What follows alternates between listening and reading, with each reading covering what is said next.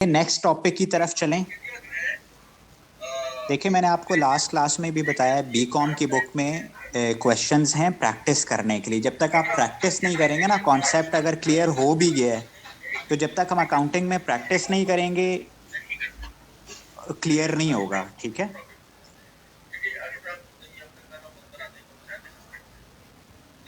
Final account clear हो गया था? या हम एक क्वेश्चन जो लास्ट क्लास में हम कर रहे थे प्रैक्टिस, क्या हमें उसे सॉल्व करना चाहिए अभी दोबारा?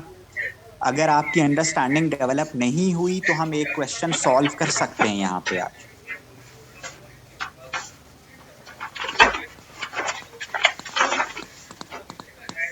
चलें, ठीक है, आप स्टार्ट करते हैं क्वेश्चन। ठीक है, आप लोग अपना जरा लास्ट जो आप लोगों ने क्वेश्चन अटेम्प्ट किया है ना, वो निकाल लें।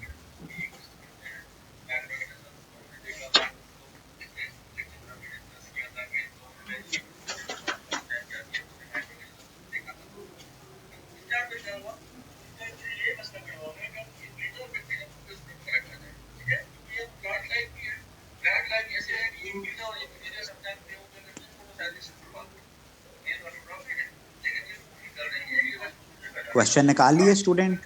रुके, मैं आपको यहाँ पर शो भी कर देता हूँ।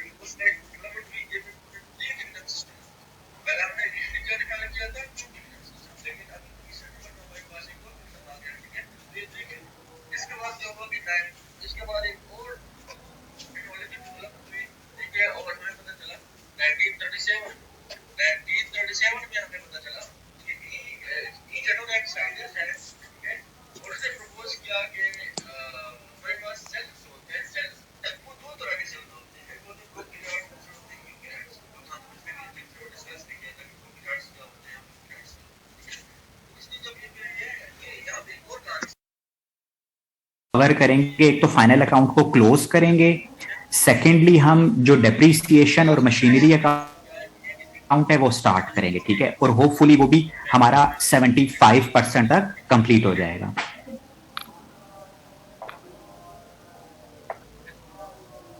देखें, हमने कुछ रूल्स पढ़े थे। नंबर 1 रूल क्या था? नंबर 1 रूल ये था कि आपने सबसे पहले एडजस्टमेंट्स पढ़नी है। सबसे पहले क्या करना है? एडजस्टमेंट पढ़नी है। नंबर 2 पे था कि आपने क्वेश्चन को सेम टाइम पे चलाना है। ठीक है, ऐसा नहीं है कि आप पहले trading profit and loss account बनाएंगे और उसके बाद बैलेंस शीट पे आएंगे, ऐसा नहीं होगा। ठीक है, उसके बाद आपने क्या करना है स्टूडेंट? 1 बाय 1 ट्रायल बैलेंस का जो डेटा है उसको पिक करना है, ट्रायल बैलेंस के डेटा। ठीक है, और प्लेसमेंट करनी है, प्लेसमेंट करनी है trading profit and loss account plus balance sheet में। उसके बाद जो एडजस्टमेंट्स आएंगी हम उन्हें भी साथ साथ करते रहेंगे, और at the end of the question हम दोबारा से अपनी एडजस्टमेंट को पढ़ेंगे। ठीक है, देखेंगे कि कोई एडजस्टमेंट मिस तो नहीं हो गई। तो ये हमारा एक बेसिक सा थे, रूल्स थे फाइनल अकाउंट को करने वाले। इसका इस तरह का फॉर्मेट है।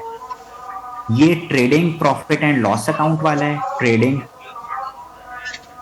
प्रॉफिट एंड लॉस अकाउंट, और इसी तरह यहां पे बैलेंस शीट बनेगी। ठीक है, अच्छा, अब देखें यहां क्लोजिंग बैलेंस आता है। ये चीजें भी हमने डिस्कस की थी। यहां क्लोजिंग बैलेंस आता है, यहां सेल्स आती हैं, यहां पे ओपनिंग बैलेंस आता है, यहां पे परचेजेस आती हैं, यहाँ पे आपके पास वेजेस हैं। जो जो भी डायरेक्ट एक्सपेंस होंगे वो यहाँ पे आएंगे, डायरेक्ट एक्सपेंस। क्लियर? यहाँ पे रेवेन्यू आता है आपके पास, यहाँ पे सारे एक्सपेंसेस आते हैं,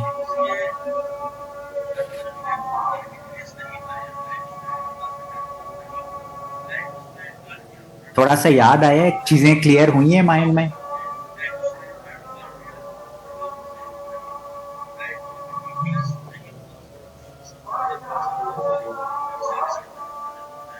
यहां तक अगर किसी को कोई कंफ्यूजन है तो पूछ लें।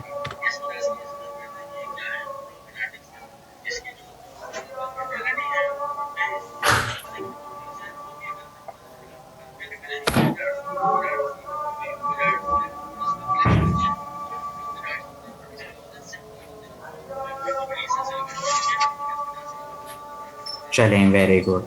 अब देखें, मैं यहाँ पर अभी मैं आपको सामने क्वेश्चन शेयर करता हूँ। नहीं, कैप्लान की बुक नहीं, कैप्लान की बुक नहीं फॉलो करनी। मैं आप लोगों को लास्ट क्लास में भी बता के गया हूँ कि ये बीकॉम की बुक है, बीकॉम की बुक है। मेरे पास सॉफ्ट फाइल में भी पड़ी हुई। अगर आप मुझे ईमेल अपना भेज दें या व्हाट्सएप पे, मैं आपको शेयर कर दूंगा, ठीक है। बीकॉम की बुक में प्रॉपर फॉर्मेट गिवन है, प्रॉपर बिल्कुल इसी तरह का फॉर्मेट है जैसा मैंने आपको यहां पर शो किया हुआ।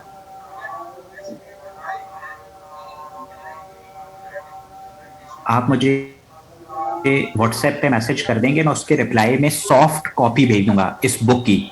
इस बुक में मल्टीपल क्वेश्चंस हैं। पहले इस बुक के क्वेश्चन प्रैक्टिस कीजिएगा, फिर पास्ट पेपर्स की तरफ जाइएगा। नहीं, अभी ईमेल्स मत भेजें स्टूडेंट, आप मुझे व्हाट्सएप करेंगे, उसके रिप्लाई में आपको मिल जाएगा। चलें, अब पास्ट पेपर्स की तरफ चलते हैं स्टूडेंट। पास्ट पेपर्स नजर आ रहे हैं आपको?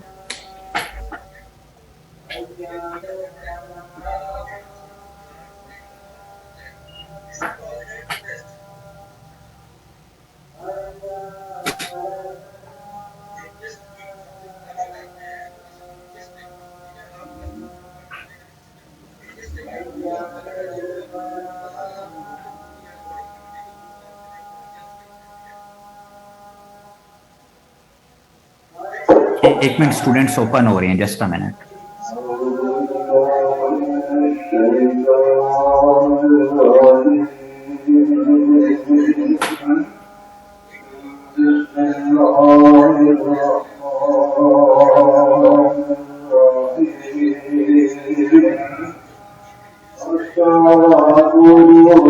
स्टूडेंट, यहां पर हमने एक और कॉन्सेप्ट डिस्कस किया था कि अगर कोई भी अकाउंट फॉर एग्जाम्पल एडजस्टमेंट में होगा, अगर कोई भी अकाउंट एडजस्टमेंट में होगा या कोई भी इंफॉर्मेशन एडजस्टमेंट में होगी, तो वो कितनी जगह पर रिकॉर्ड की जाएगी फाइनल अकाउंट में, वो कितनी जगह पे रिकॉर्ड की जाएगी अगर कोई इंफॉर्मेशन एडजस्टमेंट में गिवन है।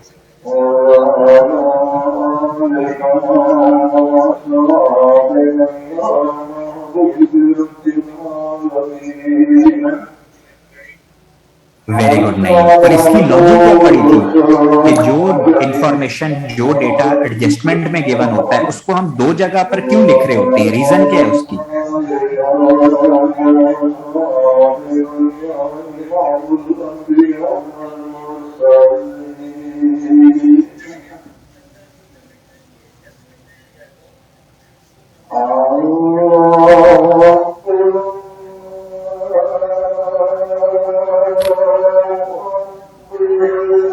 देखिए, उसकी रीजन ये है क्योंकि वो ऑलरेडी एडजस्टमेंट हो चुकी है, ऑलरेडी हमने उसकी एंट्री पास कर ली है, डेबिट भी हो चुका है, क्रेडिट भी हो चुका है, इसलिए हम उसको दो जगह पे लिख रहे हैं।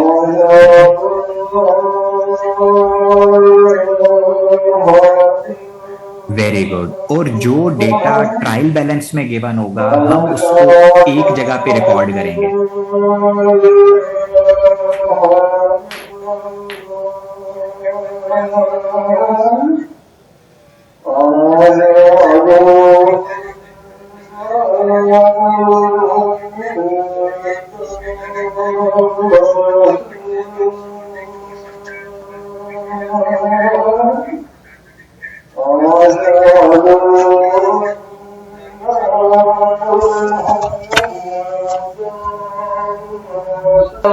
एक क्वेश्चन था जो हमने क्लास में अटेम्प्ट किया था लास्ट टाइम, 2002 का, ठीक है। अब ये जरा रिसेंट क्वेश्चन है CSS 2015 का। इसको सॉल्व करें आप लोग, ठीक है। 5 to 7 मिनट्स हैं आपके पास। उसके बाद फिर हम इसको डिस्कस करते हैं। उससे आपके माइंड में फाइनल अकाउंट और ज्यादा क्लियर हो जाएगा, ठीक है। बैलेंस शीट हमेशा बैलेंस आनी चाहिए। और स्टूडेंट उसके बाद आप आज ही क्या करेंगे कि 2013 का जो क्वेश्चन है वो आपकी असाइनमेंट है, आज ही आपने सॉल्व करके भेजनी है। जो स्टूडेंट मुझे ये असाइनमेंट आज सॉल्व करके भेजेंगे, हाँ, तो मैं उनको आज ही चेक करके दूंगा, ठीक है। ये उनके लिए जो आज इसको सॉल्व करेंगे। पहले आप ये क्वेश्चन सॉल्व करें, उसके बाद हम इसको डिस्कस करते हैं, फिर आपकी असाइनमेंट है आफ्टर क्लास। आप वो असाइनमेंट मुझे अगर आज भेजेंगे, आज ही चेक, ये गारंटी है, आज ही आपको मिलेगी चेक, ठीक है। चलें ये क्वेश्चन सॉल्व करें। लास्ट क्लास में काफी डिटेल डिस्कशन की थी।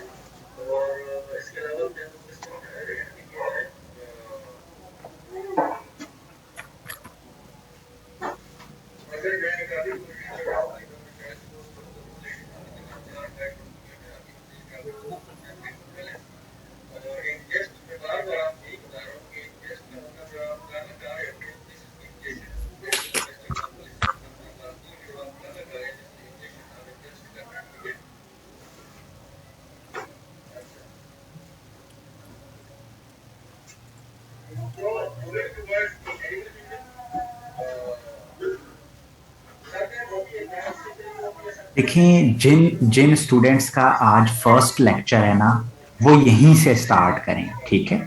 जो आप लोगों का रह जाएगा, ठीक है, रह जाएगा, उसको हम सेपरेटली डिस्कस कर लेंगे, लेकिन आप लोग काइंडली यहीं से स्टार्ट करें। और आप लोगों की जो कंफ्यूजन्स हैं, अगर कितना सिलेबस है, कौन कौन से टॉपिक्स हैं, आप क्लास के बाद मुझे कॉल कर सकते हैं, ठीक है। मैं आपको एक्सप्लेन कर दूंगा, लेकिन अभी आप यहीं से काइंडली स्टार्ट करें।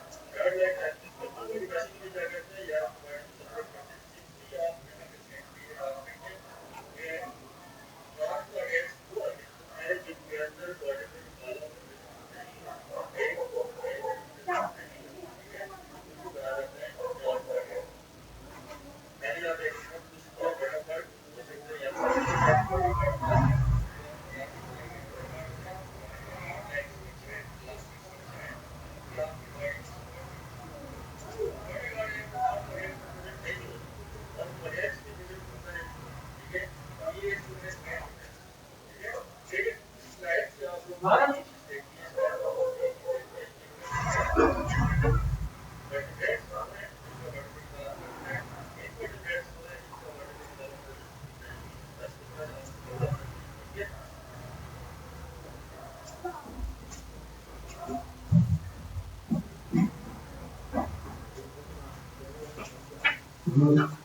यार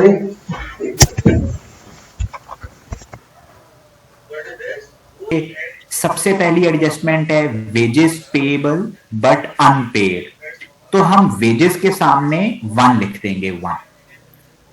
फिर है रेंट अक्रूड एंड अनपेड, हम रेंट के साथ 2 लिख देंगे।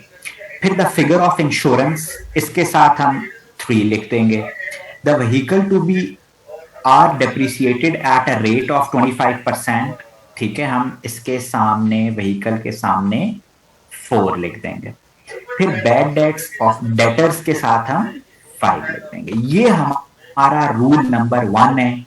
जब भी फाइनल अकाउंट का क्वेश्चन सामने आए, फौरन आपने अपने सामने क्या लिखना है, मार्किंग कर लेनी है। क्लियर?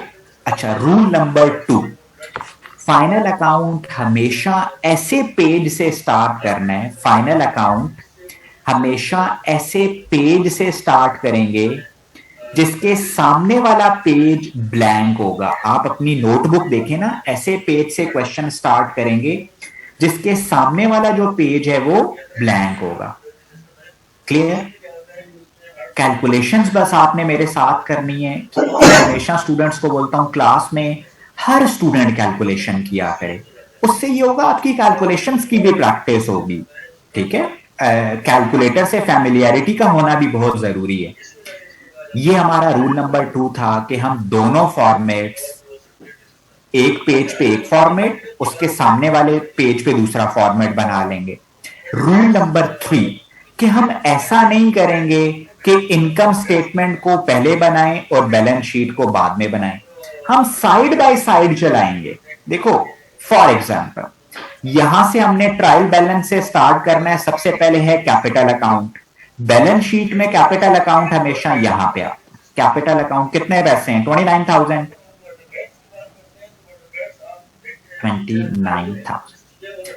अब इसके बाद क्रेडिटर्स हैं। क्रेडिटर्स करंट लाइबिलिटीज में आती हैं। क्रेडिटर्स कितना है? 21,000। इसके बाद है डेटर्स। देखो, अब हमने जैसे ही डेटर्स पढ़ा, उसको नोट किया, हमें यह पता लग गया कि यार इसके साथ एक एंट्री है। ठीक है, एडजस्टिंग एंट्री है। हम उस एडजस्टिंग एंट्री को वहीं पे एडजस्ट करेंगे। अच्छा, अब सबसे पहले देखते हैं डेटर्स कितने के थे। डेटर्स हमारे पास हैं 22,650। इस डेटर्स में लिखा हुआ है bad debts of pound 2650 are to be written off and provision is to be made for doubtful debt to 10% of the remaining debtor। जब बैड डेट्स भी गिवन हो और प्रोविजन फॉर बैड डेट्स भी given हो, तो हम हमेशा पहले बैड डेट्स माइनस करते हैं। बैड डेट्स कितने हैं? 2650। 22,650 में से 2650 जब माइनस करेंगे तो हमारे पास क्या आ जाएगा? हमारे पास आ जाएगा 20,000। इस 20,000 में से जब हम माइनस करेंगे, क्या माइनस करेंगे? प्रोविजन कितनी है वो? 10%। 10% कितना होगा? 2,000। तो हमारे पास आउटर कॉलम में कितना आएगा? 18,000। अब देखें, जो भी इंफॉर्मेशन एडजस्टमेंट में गिवन होती है उसको 2 जगह पे प्लेस करते हैं। एक बैलेंस शीट में हमने कर दिया। सेकंड प्लेसमेंट इसकी क्या होगी? बैड डेट्स हमारे पास हैं कितने के? 2650। दूसरा प्रोविजन हमारे पास है कितने की? 2,000। यहां तक कोई कंफ्यूजन? Clear student? हमने इनकम स्टेटमेंट में एक्सपेंस साइड पे भी लिख दी है। अब आते हैं cost of good sold. Cost of good sold यहां पे गिवन होता है, कॉस्ट ऑफ गुड सोल्ड यहां पे गिवन होगा 144,000,000। इसके बाद ड्राइंग्स हैं। ड्राइंग्स हमेशा माइनस होती हैं कैपिटल में से। ड्राइंग्स हमेशा, देखिए मैंने इसलिए कैपिटल को इनर कॉलम में लिखा था, आउटर कॉलम में नहीं लिखा। ड्राइंग्स, कितनी ड्राइंग्स हैं? 32,100। ठीक है, अभी हमने इसको क्लोज नहीं करना है इस अकाउंट को। ड्राइंग्स माइनस किए, नेट प्रॉफिट ऐड करेंगे। अब इसके बाद हमारे पास ड्राइंग्स भी होगी सेल्स। सेल्स कहां पे? सेल्स यहां पे रिकॉर्ड होंगी, ये सेल्स रिकॉर्ड होंगी 243123। इसके बाद स्टॉक है। स्टॉक देखें, ये क्लोजिंग स्टॉक है। ये कौन सा स्टॉक है? क्लोजिंग स्टॉक है। तो हम स्टॉक को कहां लिखेंगे? यहां पे। क्लोजिंग स्टॉक कितना है? 36,000। व्हीकल्स, व्हीकल्स के क्या है? व्हीकल्स हैं 21,000 के। इसमें से डेप्रीसिएशन माइनस करनी है। स्टूडेंट्स इसका 25% कैलकुलेट करें। 25%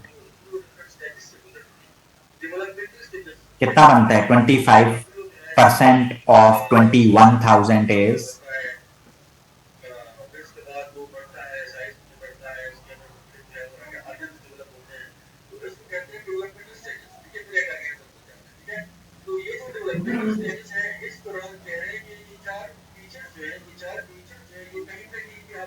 'स्टूडेंट कैलकुलेट कर रहे हैं, कैलकुलेटर अपने साथ रख के बैठे हैं, ये अकाउंटिंग की क्लास है।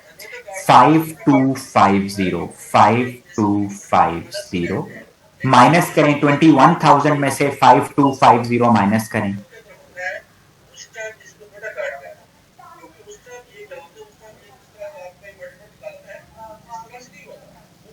15,750। Very good Salman, 15।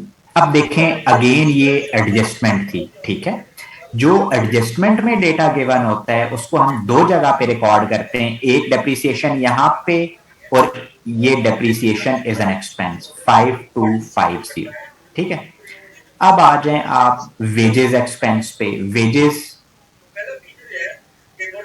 वेजेस कितनी है? 14,250। वेजेस हैं 14,250। Wages payable but unpaid at 30th June. Unpaid मतलब आउटस्टैंडिंग। ठीक है, आउटस्टैंड कर रही हैं कितनी वेजेस? 750। तो ये कितना हो जाएगा? 15,000। अब देखें अगेन ये एडजस्टमेंट में डेटा गिवन है, तो सलमान हम इसको दो जगह पे प्लेस करेंगे। एक आपने इनकम स्टेटमेंट में लिखा है। आउटस्टैंडिंग का मतलब है कि ये हमारी लाइबिलिटी है। एडजस्टिंग एंट्रीज हमने पढ़ी थी। लाइबिलिटी कहां पे शो होगी? यहां पे शो होगी, आउटस्टैंडिंग।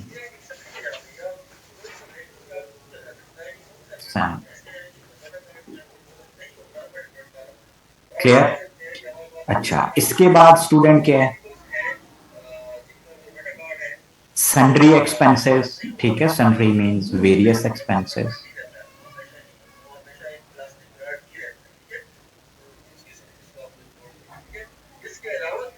3,000। इसके बाद रेंट है। रेंट, रेंट में क्या होगा? अगेन रेंट एक्सपेंस कितना है? 13,500। इसमें भी आउटस्टैंडिंग होगा रेंट अक्रूड। देखें दो तीन बातें याद रखिएगा। Payable but unpaid, second word है अक्रूड, थर्ड वर्ड है आउटस्टैंडिंग। ठीक है, फोर्थ वर्ड है अनरिकॉर्डेड। ये सारे वर्ड्स आउटस्टैंडिंग की एंट्रीज के हैं जिसमें हमें उसको ऐड करना है यहां पे, और ये हमारी लाइबिलिटी भी बन जाती है क्योंकि अभी हमने ये काम करना है। तो ये 16,500 और यहाँ पे आउटस्टैंडिंग रेंट, ठीक है, ये वेजेस कितना है 3,000। इसके बाद इंश्योरेंस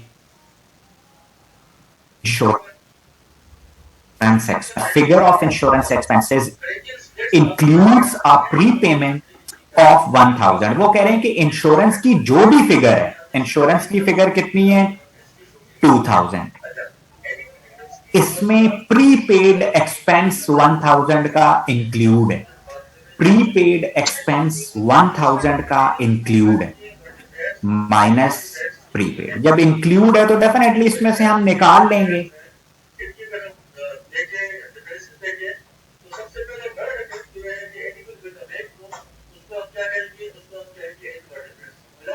वेरी गुड आमना, वेरी गुड क्वेश्चन, हम इस पे बात करते हैं। आपका क्वेश्चन मैं अभी बाकी स्टूडेंट से भी शेयर करता हूं और इस पे हम डिस्कशन करते हैं। अच्छा, अब देखो ये इंश्योरेंस की बात हो रही थी, 2,000 की इंश्योरेंस है, साथ में उसमें एडिशनल इंफॉर्मेशन में ये कहा है कि हमने 1,000 उसमें ऐड किया हुआ है जो कि ऐड नहीं होना चाहिए था। Do you agree? हमने उसमें से निकाल दिया, हमने माइनस कर दिया 1,000। एक तो इसकी ये हो गई रिकॉर्डिंग। सेकंड, प्री पेमेंट को कहां होना चाहिए? प्री पेमेंट के pre payment basically current assets में होता है, तो ये जो 1,000 हमने निकाला है ये हम कहां रखेंगे? करंट एसेट्स में। Very good. इसके बाद कैश एट बैंक है, कैश यहां पे लिखेंगे, कैश कितनी कैश एट बैंक है 4,500, 4,500।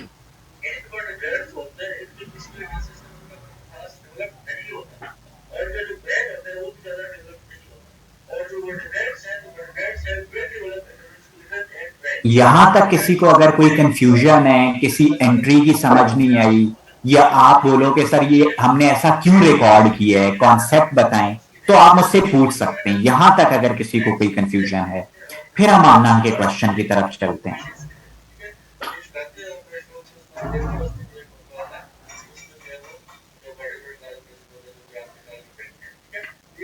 आमना ने ये क्वेश्चन किया है, मैं इसको थोड़ा एलैबोरेट कर देता हूं। देखो ये स्टॉक लिखा हुआ है, ये क्या लिखा हुआ है? स्टॉक। मुझे ऐसा लगता है कि इस क्वेश्चन में एक ही ट्रिक थी और वो यही है, स्टॉक लिखा हुआ है ना। देखिए हमने ये पढ़ा था कि क्लोजिंग स्टॉक जो होता है ना, जो क्लोजिंग स्टॉक होता है वो most of the time, closing stock most of the time adjustment में गिवन होता है। जब क्लोजिंग स्टॉक एडजस्टमेंट में गिवन होगा, जब क्लोजिंग स्टॉक एडजस्टमेंट में, तो हम उसको दो जगह पे रिकॉर्ड करेंगे, क्योंकि एडजस्टमेंट हमेशा दो जगह पे रिकॉर्ड होती हैं। एक तो हम उसको करंट एसेट में करेंगे, एक तो वो करंट एसेट में आ जाएगा, दूसरा वो कहां पे आएगा? दूसरा वो trading profit and loss account. कहां पे? क्रेडिट साइड पे। ये इसकी क्रेडिट साइड है, ये इसकी डेबिट साइड। ऐसे ही पढ़ा था। अभी हमने कॉस्ट ऑफ गुड्स सोल्ड की बात नहीं कर रहे, हम क्लोजिंग स्टॉक की बात कर रहे हैं। Do you agree? स्टूडेंट यहां तक कोई कंफ्यूजन? अगर क्लोजिंग स्टॉक एडजस्टमेंट में गिवन होगा, हम उसको दो जगह पे रिकॉर्ड करेंगे।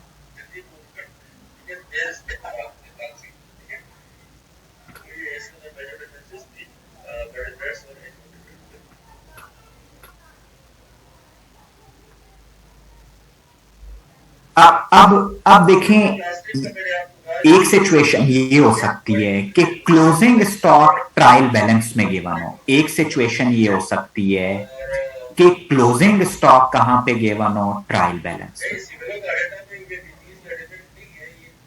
देखें क्लोजिंग स्टॉक ट्रायल बैलेंस में गिवन होने का मतलब ये है कि इसकी ऑलरेडी एंट्री पास हो चुकी है, इसकी ऑलरेडी एंट्री पास हो चुकी है। और क्लोजिंग स्टॉक की एंट्री हमेशा परचेजेस के अगेंस्ट पास होती है, परचेजेस के। अब आप देखें कि परचेजेस भी इस क्वेश्चन में गिवन नहीं है, परचेजेस भी इस क्वेश्चन में गिवन नहीं है, ठीक है।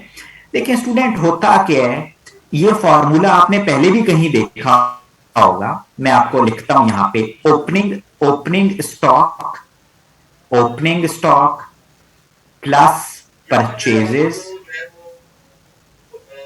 ठीक है, इनसे माइनस करते थे, इन दोनों को आपस में ऐड करते थे, इनसे हम माइनस करते थे क्लोजिंग स्टॉक, तो हमारे पास क्या आ जाता होता है, cost of goods sold.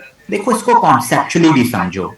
Opening stock का मतलब ये होता है कि जब हमने ये ईयर क्लोज की स्टार्ट किया है, जब हमने ये ईयर स्टार्ट किया है, तो हमारे पास इतना स्टॉक अवेलेबल है, ओपनिंग स्टॉक प्लस परचेजेस। हमारे पास फॉर एग्जाम्पल 10 यूनिट्स अवेलेबल थे जब हमने स्टार्ट किया काम करना, 5 यूनिट्स हम मार्केट से परचेज करके ले आए, 10 यूनिट्स ऑलरेडी अवेलेबल थे ओपनिंग मटेरियल, 5 यूनिट हम मार्केट गए और खरीद के ले आए, टोटल 15 यूनिट्स हमारे पास पड़े हैं।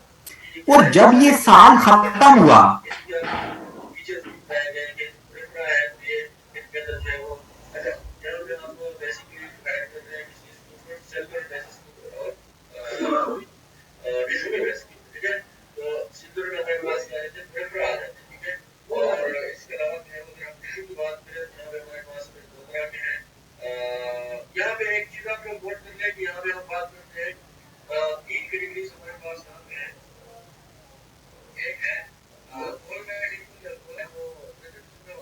वो सब कुछ तो खत्म हो गया है इंटरनेट जाने की वजह से। मैं आपको ये समझा रहा था कि जब ट्रायल बैलेंस में क्लोजिंग स्टॉक गिवन होता है, जब ट्रायल बैलेंस में क्लोजिंग स्टॉक गिवन होता है, तो उसकी लॉजिक क्या है, रैशनल क्या है, कहां पे रिकॉर्ड करना है। ओपनिंग स्टॉक प्लस परचेजेस, ठीक है। ओपनिंग स्टॉक था 10 का, परचेजेस हम 5 करके आए, तो ये टोटल हमारे पास कितना हो गया, 15। इसमें से जब हम क्लोजिंग स्टॉक को माइनस करते हैं 3 को, देखो ना, जब हमने ईयर स्टार्ट किया हमारे पास 10 यूनिट्स थे, फिर हम परचेज करके लाए 5, टोटल अवेलेबल यूनिट्स हो गए 15। जब ईयर क्लोज हुआ 3 यूनिट्स अभी भी हमारे पास पड़े हुए, रिमेनिंग कहां गए हैं स्टूडेंट्स, आपके ख्याल में रिमेनिंग यूनिट्स कहां गए हैं?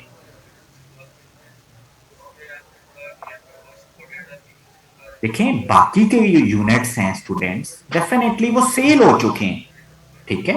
बाकी जो 12 यूनिट्स हैं वो से, अब देखें जब हम यहां पे trading profit and loss account बनाते हैं, यहां पे हम ओपनिंग स्टॉक लिखते हैं, उसमें हम ऐड कर रहे होते हैं परचेजेस, ये डेबिट साइड है। इसी तरह स्टूडेंट ये क्रेडिट साइड है, यहां पर हम क्या लिखते हैं, सेल्स लिखते हैं। अब जब ये दोनों साइड्स डेबिट हो रही हैं और ये क्रेडिट हो रहा है, तो अल्टीमेटली इस साइड पे कॉस्ट ऑफ गुड्स सोल्ड आ रहा है, ultimately according to this formula. लेकिन अकाउंटिंग में प्लस माइनस तो होता नहीं है, डेबिट क्रेडिट होता है। इसलिए जब cost of good sold given था ना, आपके माइंड में फौरन से आ जाना चाहिए था कि ये सारा डेटा उसने खुद से लिखा हुआ होगा। देखो यहां क्लोजिंग स्टॉक भी होता है, ठीक है, कि ये उसने सारी वर्किंग उसने खुद से की हुई है यहां पे, क्लियर। तो यहां पे इसलिए कॉस्ट ऑफ गुड सोल्ड है। और जब हमने ट्रायल बैलेंस में क्लोजिंग स्टॉक गिवन है, इसका मतलब है कि ओपनिंग स्टॉक नहीं गिवन होगा, ठीक है।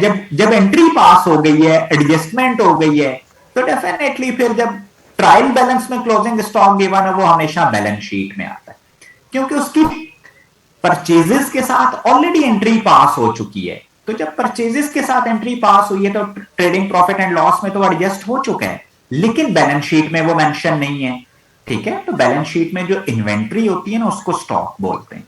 अब जो हमने क्वेश्चन सॉल्व किया था, सबसे पहले आप उसका ग्रॉस प्रॉफिट निकालेंगे, फिर आप नेट प्रॉफिट निकालेंगे, और उस नेट प्रॉफिट को कैपिटल में जाके प्लेस कर देंगे। कहां पे? कैपिटल अकाउंट में ऐड कर देंगे नेट प्रॉफिट। अब आपकी बैलेंस शीट की दोनों साइड्स इक्वल आनी चाहिए।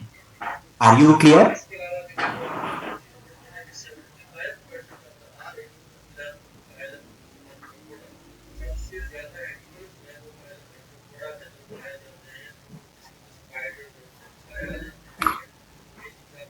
चलें, गुड।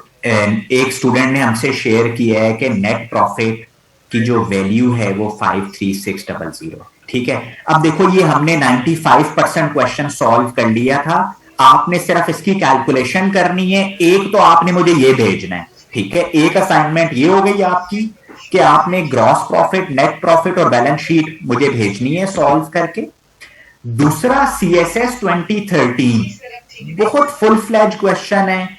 आज आपका ये कॉन्सेप्ट फ्रेश कॉन्सेप्ट है, हमने आज ही सॉल्व किया ना क्वेश्चन, तो ये फ्रेश कॉन्सेप्ट है। अगर आप आज ही प्रैक्टिस करेंगे तो आपके लिए बहुत इजी होगा वो क्वेश्चन सॉल्व करना, और अगर कोई मिस्टेक होगी तो आप मुझसे पूछ भी सकते हैं। क्लियर?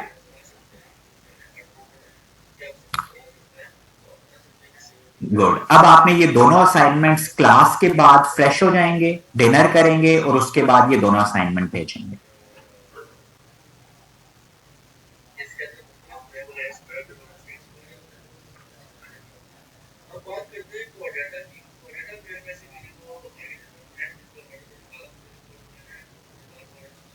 अब स्टूडेंट हम नेक्स्ट टॉपिक की तरफ चलते हैं, नेक्स्ट टॉपिक की तरफ चलते हैं, और हमारा नेक्स्ट टॉपिक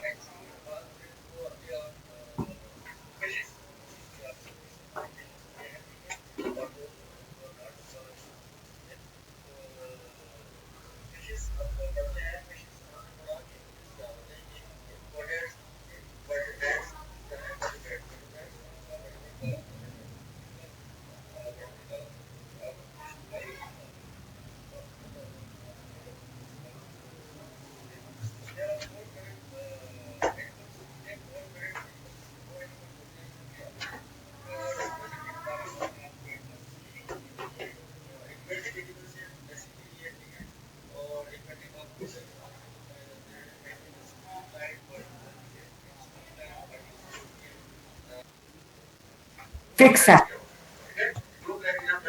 एसेट्स का पार्ट होता है। इसका पार्ट है किसी के पास, इसी तरह उसके पास में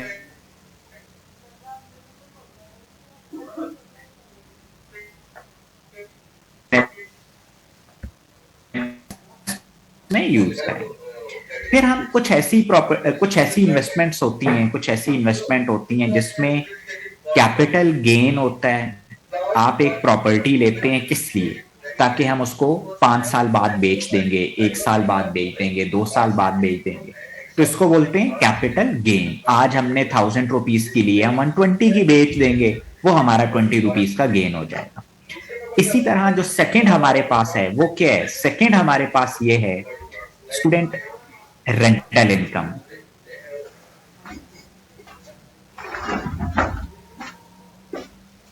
प्रॉपर्टी की वैल्यू पर जाती है जिसको कैपिटल गेन। तीसरी है इन्वेंट्री। इन्वेंट्री का पर्पस क्या होता है? फॉर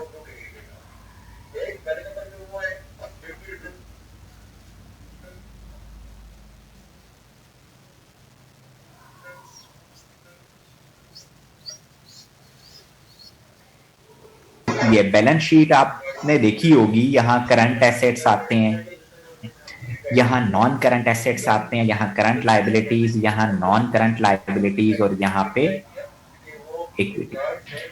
ये दोनों साइड्स हमेशा बैलेंस होनी चाहिए, ये दोनों साइड्स हमेशा बैलेंस होनी चाहिए। तो स्टूडेंट्स देखें, हम जो पीपीई रिकॉर्ड करेंगे ना वो यहाँ पे करेंगे। अब मसला ये आ गया स्टूडेंट कि हर कंपनी यही चाहती है कि हमारे एसेट ज्यादा से ज्यादा रिकॉर्ड हो। हर कंपनी क्या चाहती है कि हमारे एसेट ज्यादा से ज्यादा रिकॉर्ड हो। तो उन्होंने किया क्या? अब देखें,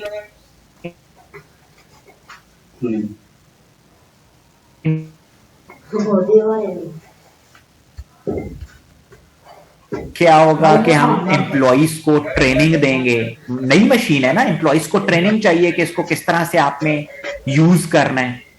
तो आर यू क्लियर कि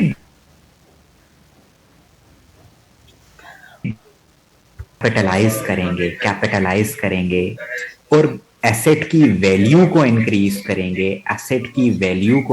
करेंगे, तो डेफिनेटली बैलेंस शीट के फिगर्स चेंज हो जाएंगे। इसीलिए बहुत इंपॉर्टेंट है कि कौन सा एक्सपेंस एसेट का पार्ट बनेगा और कौन सा एक्सपेंस इनकम स्टेटमेंट में जाएगा। ठीक है, अब हम ये डिस्कस करते हैं कि अगर एक एक्सपेंस इनकम स्टेटमेंट में जाएगा तो उससे क्या फर्क पड़ेगा। हम इतना क्यों कंसर्न है कि यार इस एक्सपेंस को बैलेंस शीट में लेकर जाना है, मतलब कैपिटलाइज करना है या इनकम स्टेटमेंट का पार्ट बनाना है। अगर आप एक एक्सपेंस को इनकम स्टेटमेंट का पार्ट बनाओगे ना, देखो वो आपके प्रॉफिट को कम कर देगा। प्रॉफिट इनकम स्टेटमेंट में होता है, पहली बात। दूसरी बात ये है कि देखो वो एक ही साल में प्रॉफिटेबिलिटी जो होती है ना, एक साल की शो होती है। एक समेशन इनकम स्टेटमेंट की दोबारा से अगले साल की बनना स्टार्ट हो जाती है। अगर फॉर एग्जांपल आप एक साल की इनकम स्टेटमेंट बना रहे हैं, ठीक है, तो स्टूडेंट होगा क्या कि आपका जो एक्सपेंस है वो एक ही साल में इनकम स्टेटमेंट में चला जाएगा और इनकम स्टेटमेंट से हमारी बुक से वो रिमूव हो जाएगा।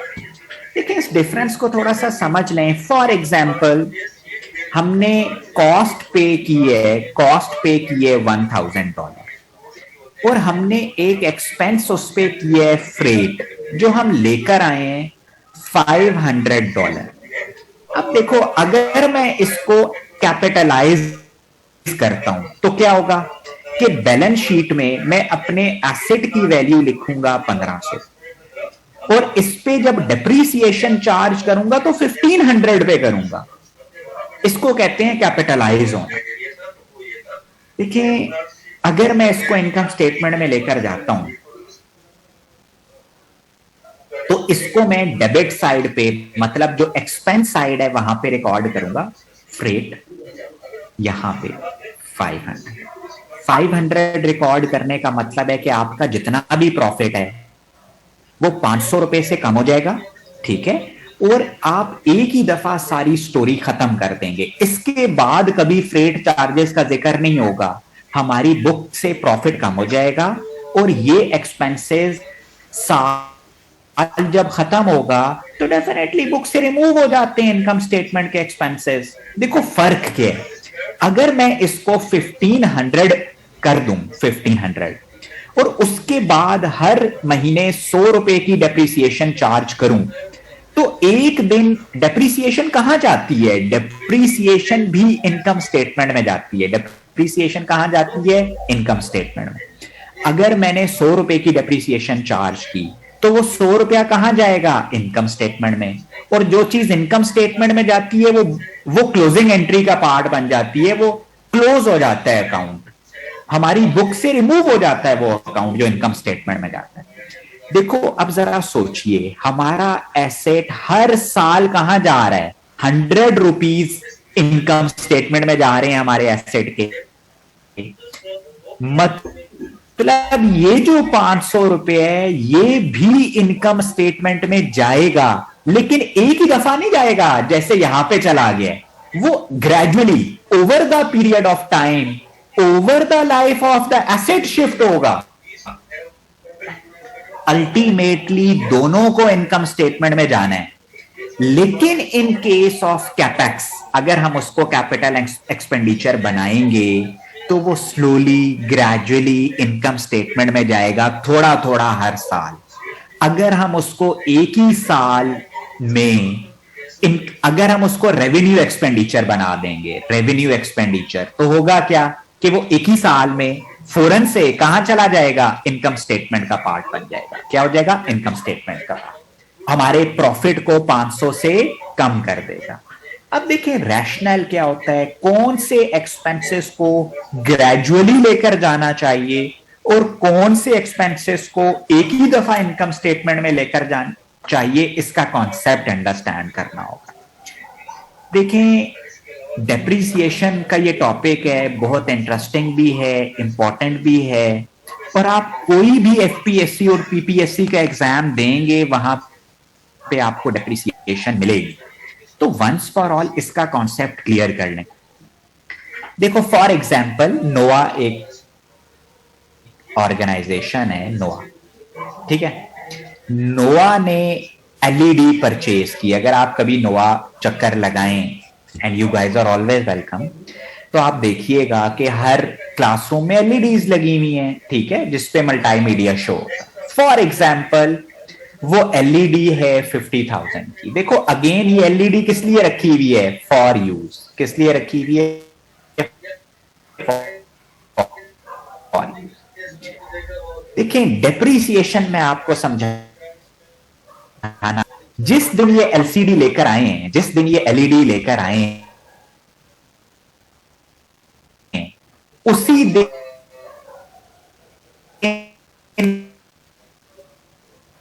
एलईडी को अपने में आपका प्रॉफिट 50,000 से कम हो जाएगा, ठीक है। अच्छा, दूसरा ऑप्शन नोवा के पास क्या है? दूसरा ऑप्शन ये है कि आप बैलेंस शीट में ले जाएं, यहां लिखें एलईडी, यहां लिखें एलईडी, और ये आपका एसेट है, ये आपका एसेट है, फिक्स एसेट है, ठीक है। एलईडी लिखें, एलईडी के सामने 50,000 लिखें। हर साल डेप्रीसिएशन चार्ज करें 10,000 की। अगर मैं 50,000 की एलईडी पे हर साल 10,000 की डेप्रीसिएशन चार्ज करूंगा, तो कितने अरसे में ये एलईडी जीरो पे चली जाएगी? डेफिनेटली 5 साल में ये एलईडी, 5 इयर्स में ये एलईडी जीरो पे चली जाएगी। अब देखो फर्क क्या पड़ा? फर्क वही पड़ा जो मैंने आपको एक्सप्लेन किया है कि ये भी डेप्रीसिएशन कहां जाएगी? यहां पे जाएगी डेप्रीसिएशन। लेकिन फर्क क्या है? ये 10,000 से प्रॉफिट कम कर रहा है, ये 50,000 से प्रॉफिट कम कर रहा है। अकाउंटिंग का प्रिंसिपल ये कहता है, अकाउंटिंग का एक प्रिंसिपल है जो हम पढ़ चुके हैं, जिसको कहते हैं मैचिंग प्रिंसिपल। मैचिंग प्रिंसिपल वो क्या कहता है? ये प्रिंसिपल ये कहता है कि आपने जिस साल का, फॉर एग्जांपल नोवा ने ये एलईडी खरीदी 2021 में, वो कहते हैं कि जिस साल आपने अगर इस एलईडी से एक साल में बेनिफिट अर्न किया है 10,000 का, मतलब आप ये एलईडी 5 साल अपनी ऑर्गेनाइजेशन में यूज करेंगे, 5 इयर्स, तो आप एक साल में एक्सपेंस आउट नहीं कर सकते। If you are going to use this LED for next 5 years, if you are getting benefit from this LED for next 5 years, you can not expense out this LED in a year. एक साल में आप, ये तो match ही नहीं कर रहा। Matching principal ये कहता है जितना फायदा उतना नुकसान, रिकॉर्ड करो।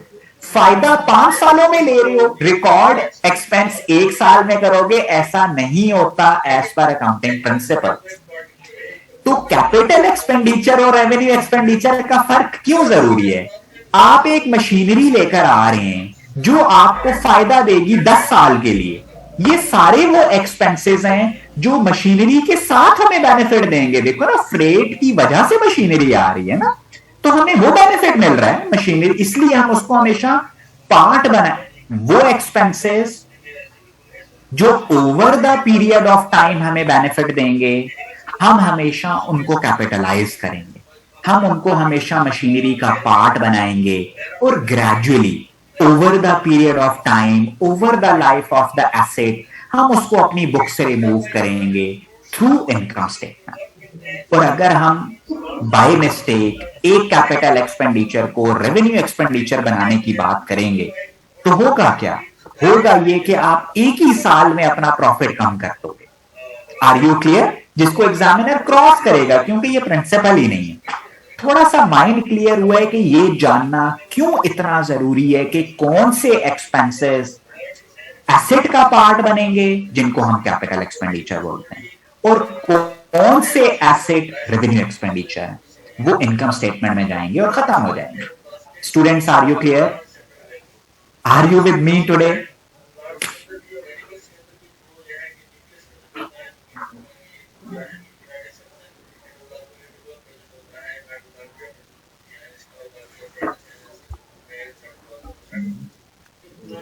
आकाश, अभी तो हमने ये बात ही नहीं की कि कौन से एक्सपेंडिचर्स कैपिटल एक्सपेंस बनेंगे और कौन से एक्सपेंडिचर रेवेन्यू एक्सपेंडिचर बनेंगे।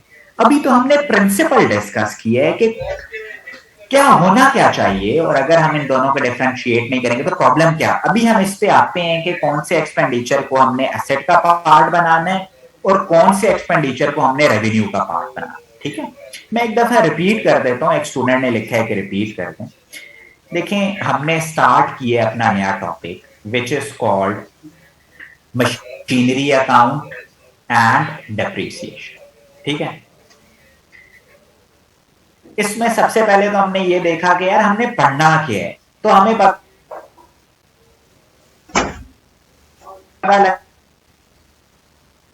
यार हमने वो, आप भी जब गाड़ी लेते हो तो आप उसकी इंश्योरेंस पे करते हो, आप रजिस्ट्रेशन पे करते हो, इस तरह से होता है। तो इसी तरह फ्रेट भी पे करते हो। अगर आपने कभी गाड़ी शोरूम पे ना कोटेशन देखी हो, वैसे अगर आपका एक्सपीरियंस हुआ, उस पे लिखे होते हैं फ्रेट चार्जेस, और वो गाड़ी की कीमत का पार्ट बने हुए होते हैं। ठीक है, फिर यहां से हमने डिस्कस किया ये डिस्कस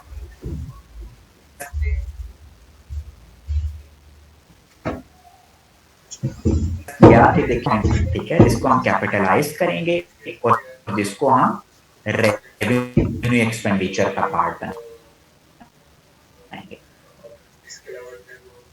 फिर हमने दोनों का डिफरेंस देखा कि यार जो चीज कैपिटलाइज होगी वो एसेट का वैल्यू इंक्रीज कर देगी, फिर उसको हम ग्रेजुअली डेप्रिसिएशन के थ्रू इनकम स्टेटमेंट में वो चला जाएगा।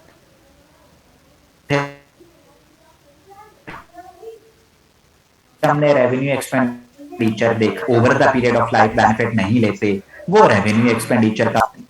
ठीक है, ये जिन स्टूडेंट ने रिपीट करता है, आपका माइंड क्लियर हो गया है? Are we good to move?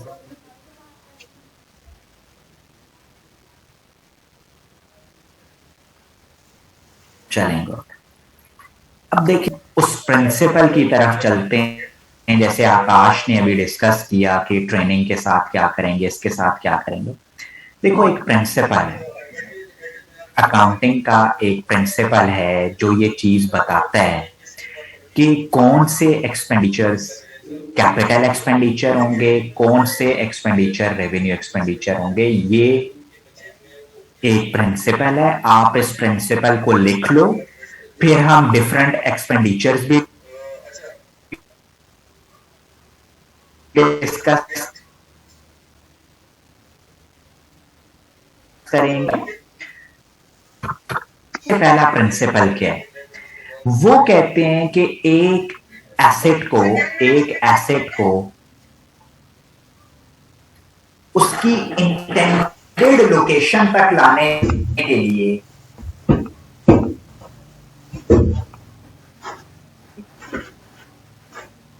Intended location में भी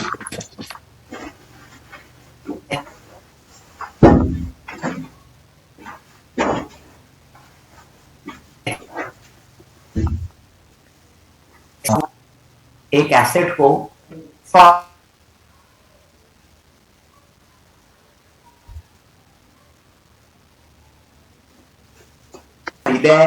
एग्जाम्पल कराची से, इसकी इंटेंडेड लोकेशन है लाहौर। यहां तक लाने के लिए जितने भी नहीं नहीं नहीं नहीं नहीं देखें आप कंफ्यूज हो रहे हैं। एक स्टूडेंट ने क्यूरी की है कि आपने जो कहा कि एसेट की वैल्यू इंक्रीज होगी, साथ ही उन्होंने लिखा कि डेप्रिसिएशन चार्ज करने से एसेट की वैल्यू कैसे इंक्रीज होगी। मैंने ये हरगिज नहीं कहा कि डेप्रिसिएशन चार्ज करने से एसेट की वैल्यू इंक्रीज होगी। मैं ये कह रहा हूं कि जब आप एक एक्सपेंस को कैपिटलाइज करेंगे तो एसेट की वैल्यू इंक्रीज होगी। जब हम एक एसेट को एक्सपेंस को कैपिटलाइज करेंगे तो एसेट की वैल्यू इंक्रीज होगी, ये मैंने कहा।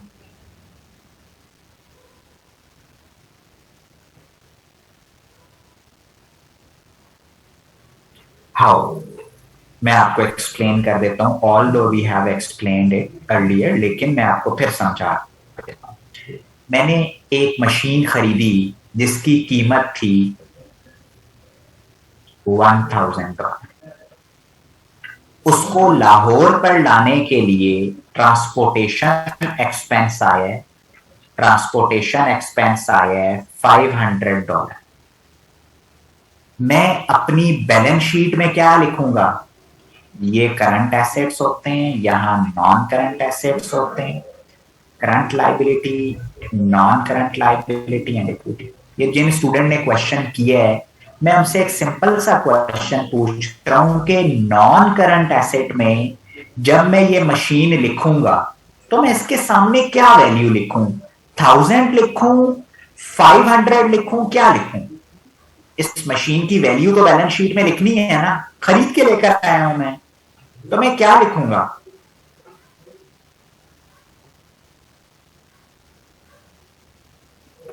नहीं, नॉट 1000, यही तो मैं एक्सप्लेन कर रहा हूं, नॉट 1000। मैं इसकी वैल्यू 1500 लिखूंगा, 1500। क्यों? क्योंकि ये एक ऐसा एक्सपेंस है जो कैपिटलाइज होता है, कैपिटलाइज होता है, मतलब एसेट का पार्ट बन जाता है। इसलिए मैंने बोला कि ये एसेट की वैल्यू इंक्रीज कर दी। एसेट था ₹1000 का, हमने जब इसको इंक्लूड किया ये 1500 हो गया। आप यहां तक क्लियर हो? Sidra, are you clear? Forget about freight charges. ये तो आपको क्लियर हो गया ना कि एसेट की वैल्यू कैसे इंक्रीज होती है।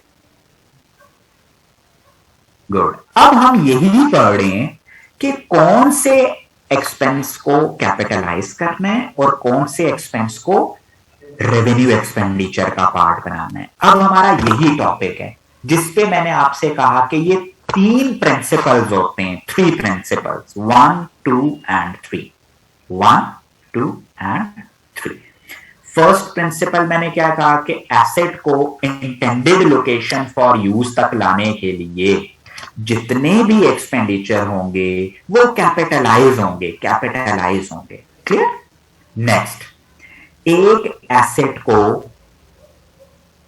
ऑपरेशनल बनाने के लिए, ऑपरेशनल, एक एसेट है, मैंने एक मशीन ली है, मैं सिर्फ अगर उस मशीन को, अच्छा लैपटॉप ली है, आप लैपटॉप लेते हो, लैपटॉप में विंडो इंस्टॉल नहीं हुई, घर लाकर आपने उसको रख दिया है, कोई फायदा है? वो ऑपरेशनल तो नहीं हुआ ना, वो ऑपरेशनल नहीं हुआ। इसी तरह एक मशीन है, मैं मशीन ले आया अपनी बिल्ड कंपनी के लिए, वो चल ही नहीं रही, वो ऑपरेशनल ही नहीं है, इंस्टॉल ही नहीं हुई, डेफिनेटली वो किसी काम ही की नहीं है ना। एक एसेट को ऑपरेशनल बनाने के लिए जितने भी एक्सपेंसेस आएंगे हम उन्हें क्या करेंगे? कैपिटलाइज करेंगे। ये जनरल प्रिंसिपल्स हैं। अभी मैंने आपके सामने एक्सपेंसेस के नाम लेना नहीं शुरू किए, मैं वो प्रिंसिपल्स आपको बता रहा हूं जो बुक्स में लिखे हैं, ठीक है, उनकी समरी मैंने बना दिया। थर्ड पॉइंट पे आ गए। थर्ड प्रिंसिपल है, जब एक एक्सपेंस एसेट की लाइफ इंक्रीज कर देगा, जब एक एक्सपेंस एसेट की लाइफ इंक्रीज कर देगा, वो एक्सपेंस क्या होगा? कैपिटलाइज होगा। जब एक एक्सपेंस एसेट की लाइफ इंक्रीज कर देगा, वो क्या होगा? कैपिटलाइज। मैं आपसे वैसे ही एक बात पूछता हूं, आपका घर है, ठीक है, जहां आप रह रहे हैं इस टाइम, वहां पे जो डोर लगा हुआ है ना, डोर, उसका हैंडल खराब हो गया। एक डोर लगा हुआ है आपके घर में, उसका हैंडल खराब हो गया, आप जाते हैं उसको रिप्लेस करवा लेते हैं, ठीक है। क्या इस हैंडल के खराब होने या ठीक होने से घर की लाइफ पे कोई फर्क पड़ेगा?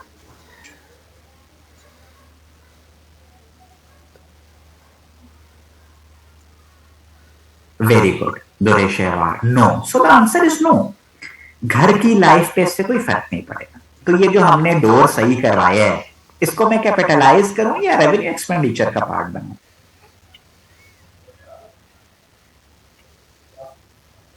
ये बड़ी लेमैन एग्जांपल्स हैं ताकि आप थोड़ा सा क्लियर हो जाएं इस चीज को लेकर। अब मैंने क्या किया कि मैंने घर की ना ओवरहॉल करवा लिया, मैंने उसको दोबारा से पेंट करवा के और वो प्रॉपर मैंने इसको ना किसान का रिफर्बिश करवा लिया घर को। क्या इससे घर की लाइफ इंक्रीज होगी? Yes, so the answer is yes. तो डेफिनेटली ये हमारे घर, जब देखो ना, जब घर एक रिफर्बिश होता है तो वो ज्यादा पैसे मांगते हैं ना कि यार अब इसके ज्यादा पैसे हैं। क्यों? क्योंकि उसकी लाइफ बढ़ चुकी है, वो अगले 50 साल अभी जिंदा रहने वाली। तो थोड़ा सा माइंड हल्का सा क्लियर हुए। अभी हम आगे चलेंगे ना स्लाइड्स की तरफ, तो आपको और ज्यादा क्लियर हो जाएगा।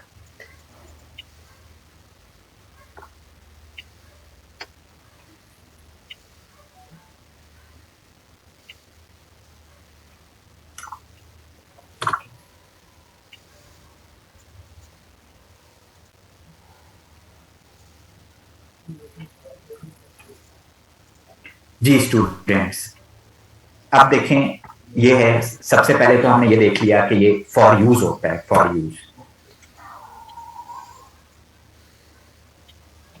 अब हमने देखा component of cost of a non current asset कि यार नॉन करंट एसेट में हमने कौन कौन से कंपोनेंट जो हैं वो देखने। परचेज प्राइस होती है, ये देखें एक प्रिंसिपल ये लिखा है, directly attributable cost of bringing the asset to the location, वो हमेशा कैपिटलाइज हो रहा होता है। ये देखें सेकेंड प्रिंसिपल ये लिखा है, any other direct cost that is incurred to make the asset capable of operating, उसको ऑपरेशनल बनाने के लिए आपकी जो कॉस्ट यूज होती हैं, ठीक है, वो क्या है? Non current asset. हम उसको एसेट का पार्ट बना देंगे, कैपेबल ऑफ ऑपरेटिंग। इस तरह डिलीवरी कॉस्ट है, कैरेज इनवर्ड्स हैं,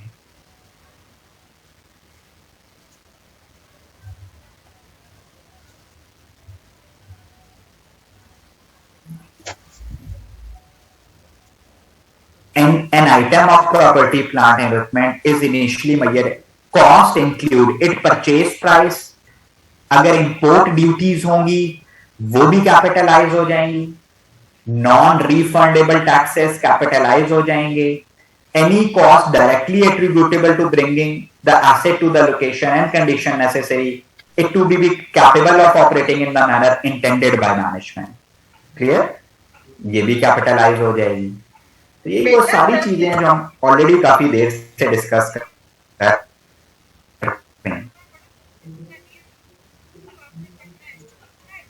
ये देखें, अब इनका डिफरेंस लिखा हुआ है। When a firm makes income statement in the period incurred, आपको पता है जब आप एक एक्सपेंडिचर को इनकम स्टेटमेंट का पार्ट बनाते हैं तो उसके लिए क्या वर्ड यूज करते हैं? आप बोलते हो एक्सपेंस आउट। मैंने इस कॉस्ट को, इस एक्सपेंडिचर को एक्सपेंस आउट कर दिया, ठीक है, एक्सपेंस आउट लिखा हुआ है। As a general rule an expenditure that is expected to provide a future economic benefit over multiple accounting, यानी कि बेनिफिट आपको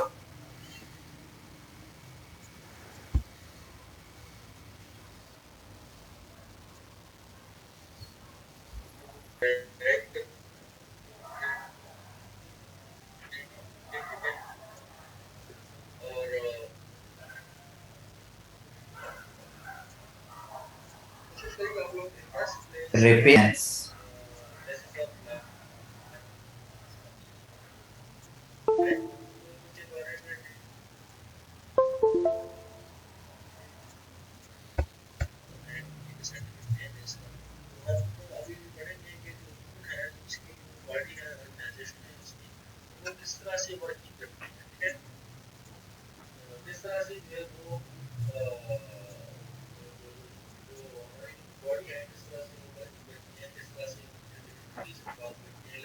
ट्रेनिंग कॉस्ट जो है ना, ट्रेनिंग कॉस्ट वो रेवेन्यू एक्सपेंडिचर है।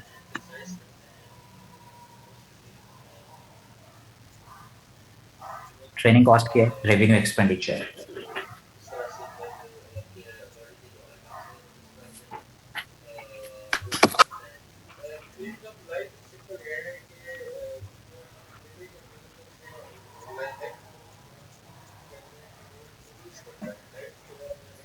हो गया?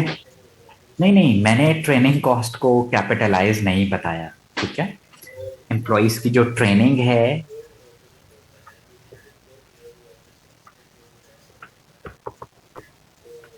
ट्रेनिंग ऑफ एम्प्लॉइज, देखिए मैंने आपको प्रिंसिपल बताए हैं। आप किस लॉजिक पे ये कहते हैं कि जी ट्रेनिंग ऑफ एम्प्लॉइज जो हैं वो कैपिटलाइज होंगे? अगर आप एम्प्लॉय को ट्रेन करें या ना करें, इसका एसेट के ऑपरेशनल होने से क्या ताल्लुक है? इसका एसेट के ऑपरेशनल होने से क्या ताल्लुक है? आप एम्प्लॉय को मत ट्रेन करें। देखो मेरी बात सुन, एक लैपटॉप है, मैंने लैपटॉप में विंडो डाल दी है, ठीक है, ऑपरेशनल हो गया, आपको यूज करना आए या ना आए, इससे एसेट का क्या ताल्लुक है? देखें, जो कॉस्ट लग रही है ना वो तो एम्प्लॉय पे लग रही है, वो तो एसेट पे लग ही नहीं रही। ट्रेन आप हो रहे हैं, आप ट्रेनिंग दे के अगले दिन रिजाइन दे देते हैं, तो एसेट की कॉस्ट में बढ़ा के बैठ रही हूं, ऐसा नहीं होगा। न्यू एसेट,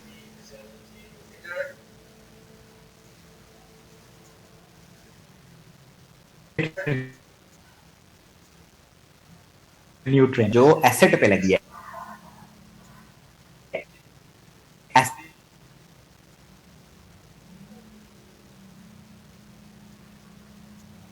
एसेट पे नहीं लगी ट्रेनिंग कॉस्ट। और मैंने कहा ब्रांड मेंटेनेंस पे, repair and maintenance, repair and maintenance. देखें अभी हमने थोड़ी देर पहले बात की थी कि कोई डोर खराब हो गया है, डोर खराब हो गया, तो वो डेफिनेटली आप उस टाइम खुद ही कह रहे थे कि ये रेवेन्यू एक्सपेंडिचर होगा। देखो रिपेयर करवाने से, मेंटेनेंस का मतलब क्या है कि इसको मेंटेन रखो। मेंटेनेंस लाइफ को इंक्रीज नहीं करता, रिपेयर किसी चीज की लाइफ, वो चलाता रहता है, एसेट को मेंटेन रखता है, लाइफ इंक्रीज नहीं करता, ठीक है। इसलिए repair and maintenance is not the part of capital expenditure. Are you clear? अगर ये देखो रीबिल्डिंग, एक एक्सपेंस लिखा हुआ है रीबिल्डिंग, वो एसेट की लाइफ को इंक्रीज कर रहा है, इसलिए हमने उसे क्या किया है, कैपिटलाइज कर दिया। Are we good to go? कुछ थोड़ा बहुत समझ में आया है? अभी पास्ट पेपर्स में ही आएंगे ना, आपको और अच्छे से समझ में आएंगे कि किस तरह करना है।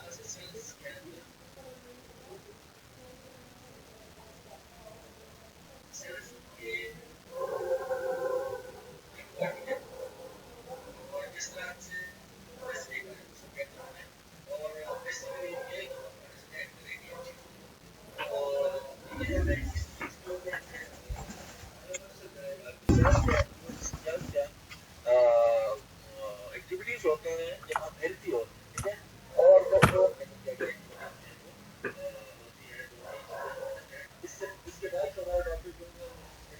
इसके बाद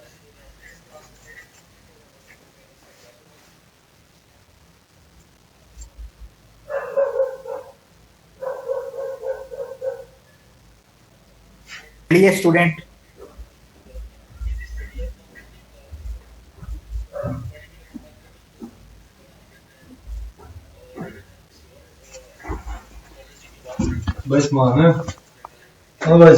या वह एक छोटा सा कॉन्सेप्ट है। जी जी, देखिए repair and maintenance will not increase the life of the asset. मैंने इसकी कि अगर आप उसको रिपेयर करवा रहे हैं, कोई स्विच खराब हो गया, इलेक्ट्रिसिटी की रिपेयर मेंटेनेंस है, कुछ ना कुछ तो चलता रहता है, तो आप डेफिनेटली उससे लाइफ, बिल्डिंग की लाइफ तो नहीं ना बढ़ेगी, बिल्डिंग की लाइफ तो उतनी ही रहने वाली है, ठीक है। रिपेयर एंड मेंटेनेंस से लाइफ इंक्रीज नहीं होती, वो मेंटेन करता है एसेट को। मेंटेनेंस का मतलब ही यही है ना कि एसेट को चलाने के लिए एक चीज जरूरी है, आपने करवा ली, उससे लाइफ तो नहीं बढ़ेगी ना चीज की। अच्छा, अब देखें नेक्स्ट आ जाता है वैल्यूएशन। मैं आपको थोड़ा सा बता भी दूं कि ये जो पूरा टॉपिक है ना, इसमें बेसिकली देखो सबसे पहले हमें revenue expenditure versus capital expenditures का आइडिया होना चाहिए। इसके बाद हमें वैल्यूएशन का आइडिया होना चाहिए।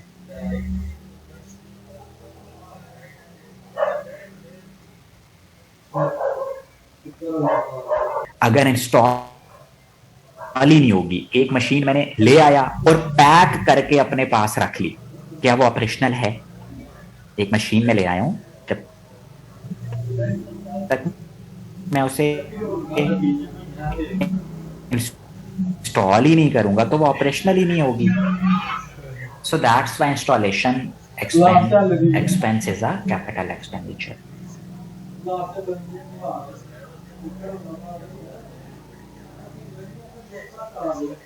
हो जाता है कि हम इसकी वैल्यू का लिखें, जैसे मैंने आपको पहले बोला, तो लोग हमारे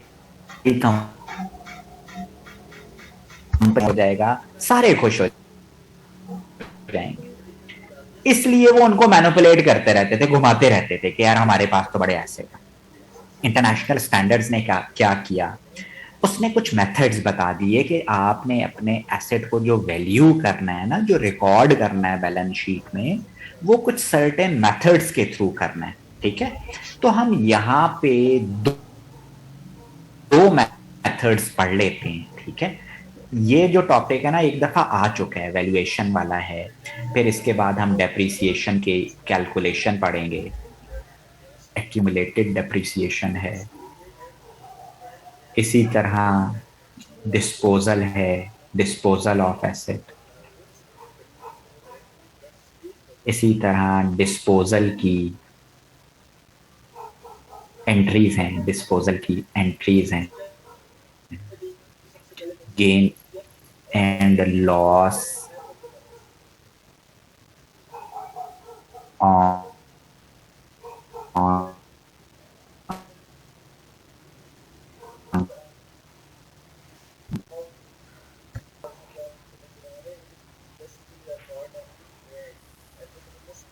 क्लियर। आपका बताऊंगा ना, आपको तो नहीं पता होना चाहिए, बस बहुत ज्यादा आपने घूम नहीं हो जाना वैल्यूएशन मेथड्स में। मैंने बोला ना एक दफा एग्जामिन हुआ है, इतना ये थोड़ा सा ट्रिकी टॉपिक है, तो एग्जामिनर इतना ज्यादा ट्रिक यूज नहीं करता है इसमें। ठीक है,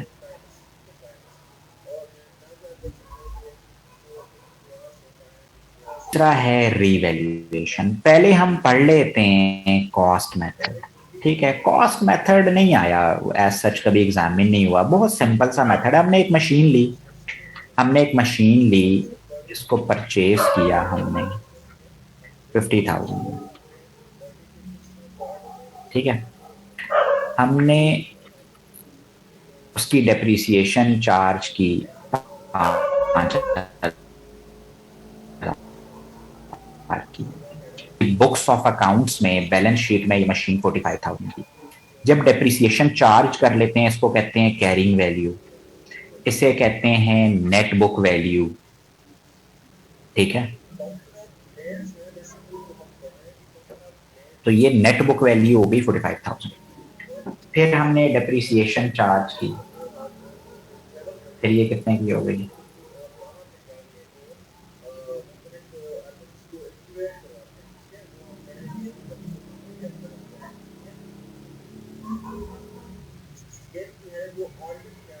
हर साल डेप्रिसिएशन चार्ज करेंगे और एक दिन ये एसेट कहाँ चला जाएगा? जीरो पे चला जाएगा। इसे कहते हैं कॉस्ट। क्यों कॉस्ट मेथड कहते हैं? क्योंकि हमने रिकॉर्ड किया है कॉस्ट पे और एसेट को हर साल डेप्रिसिएट करते जा रहे हैं, एसेट को हर साल डेप्रिसिएट करते जा रहे हैं, इसीलिए हम इसको क्या बोलते हैं? Cost method. Cost method.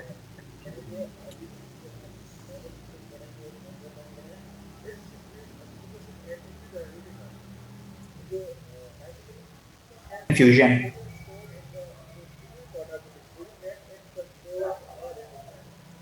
अब जो मेन एजेंडा है, मेन स्टोरी है, वो है रीवैल्यूएशन मेथड की।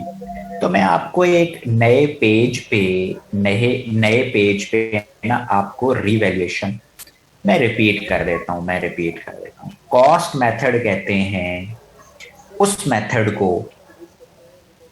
जिसमें एसेट कॉस्ट पे रिकॉर्ड किया जाता है और उसके बाद हर साल उसकी डेप्रिसिएशन चार्ज होती है और वो एक दिन आहिस्ता आहिस्ता कहाँ चला जाता है, बुक से रिमूव हो जाता है, खत्म हो जाता है। ठीक है, इसको कहते हैं कॉस्ट मेथड। और फिर मैंने बोला कॉस्ट मेथड क्यों बोलते हैं? कॉस्ट मेथड इसलिए बोलते हैं कि वो कॉस्ट पे रिकॉर्ड हो रहा होता है ना, हमेशा कॉस्ट ही को लेकर आगे चल रहे होते हैं, इसलिए इसको कॉस्ट मेथड बोलते हैं। मैं ना क्लास में अक्सर देखता हूँ कुछ बच्चों का internet repeatedly on end of होता रहता है क्योंकि वो एडमिट में ना नजर आ रहे होते हैं, बच्चे आ रहे हैं जा रहे हैं, तो कुछ ड्रॉबैक्स भी होते हैं ऑनलाइन के। तो अगर आपको कोई चीज समझ में नहीं आए, आप क्लास के बाद भी मुझसे पूछ सकते हैं कि सर ये चीज डिस्कनेक्ट हो गई थी। ठीक है, तो ऐसा मतलब अपने कॉन्सेप्ट जरूर क्लियर करेंगे, क्योंकि यहाँ दिख रहा होता है ना कि कौन सा बच्चा रूम में आया है जा रहा है, तो अक्सर मैं देख रहा होता हूँ कि कुछ बच्चे रिपीटेडली वापस आ रहे होते हैं, मीन्स उनके इंटरनेट में कोई इश्यू है। ठीक है, तो अगर हो जाए तो आप बेशक क्लास के बाद भी मुझसे पूछ सकते हैं। चलें, अब हम रीवैल्यूएशन मॉडल जो है ना, रीवैल्यूएशन मेथड, इसको डिस्कस कर लेते हैं।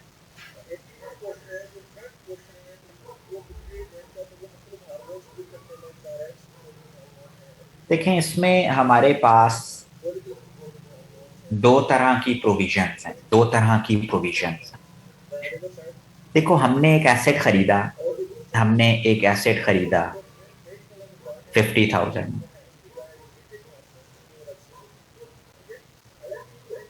उस पे हमने डेप्रिसिएशन चार्ज की कितनी, 5,000।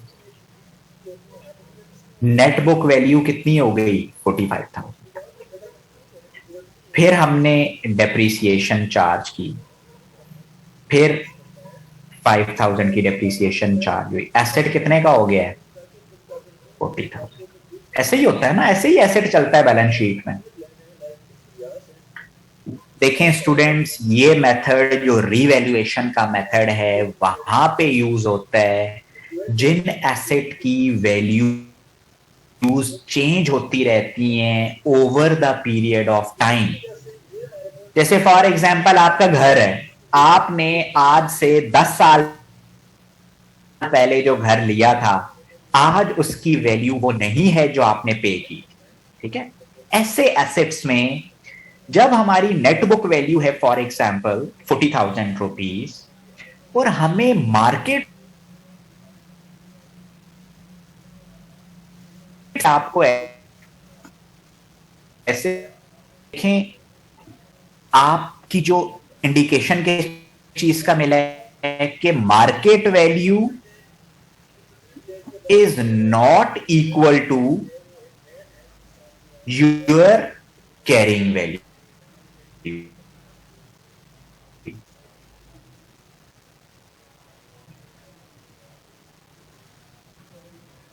लिखा हुआ है कि मेरा एसेट 40,000 का है, जबकि मार्केट में उसकी वैल्यू बड़ी गलत पिक्चर शो कर रही है। Books are not given true and fair view.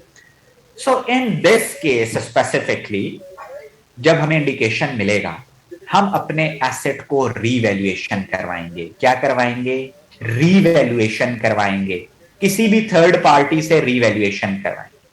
और रीवैल्यूएशन के केस में होता क्या है, रीवैल्यूएशन के केस में ये होता है कि अब हमने जब उसकी रीवैल्यूएशन करवाई तो मार्केट वैल्यू कितनी आई है, मार्केट वैल्यू आई है 47,000। कितनी, 47,000।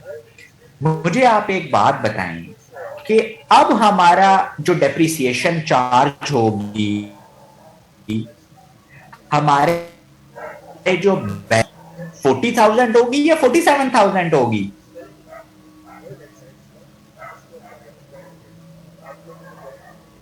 Very good. पहला तो ये पॉइंट है कि अब हमारे एसेट में जो वैल्यू आएगी वो कितनी आएगी स्टूडेंट? वो 47,000 आएगी, ठीक है। और अब जो डेप्रिसिएशन चार्ज होगी वो किस पे होगी? 47,000।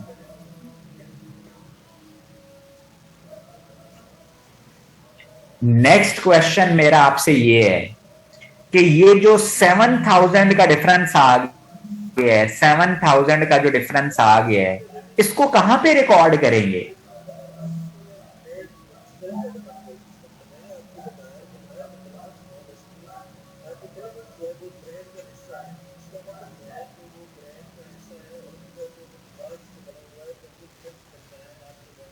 से हमारे एसेट साइड 7,000 रुपए से ऊपर चली गई है, इंक्रीज ऑफ 7,000 रुपीज। इसको कहां पे रिकॉर्ड करूं? आपको लगता नहीं है कि एसेट साइड अगर ऊपर चली जाए तो बैलेंस शीट बैलेंस नहीं आएगी? हमें कुछ ना कुछ तो करना पड़ेगा, एंट्री तो पास करनी है, कुछ ना कुछ डेबिट होना चाहिए, कुछ क्रेडिट होना चाहिए। नहीं, वेरी गुड अबीरा, ये कहाँ होता है revaluation account?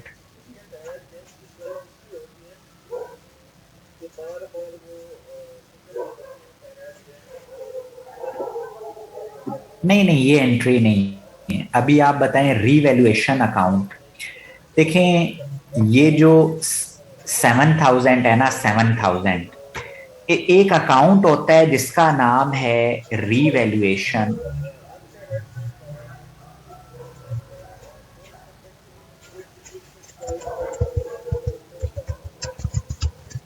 Surplus. Revaluation surplus ये वहां पे जाएगा। कहां जाएगा? रीवैल्यूएशन सरप्लस में जाएगा।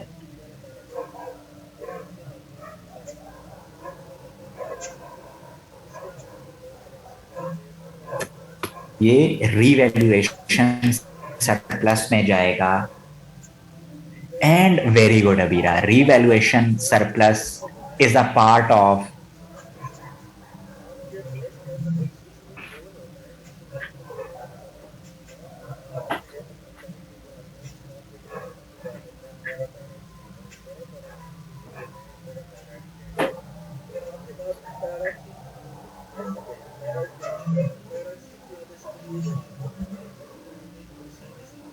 और सिनेरियो बनाता हूं, और वो सिनेरियो कुछ यूं है।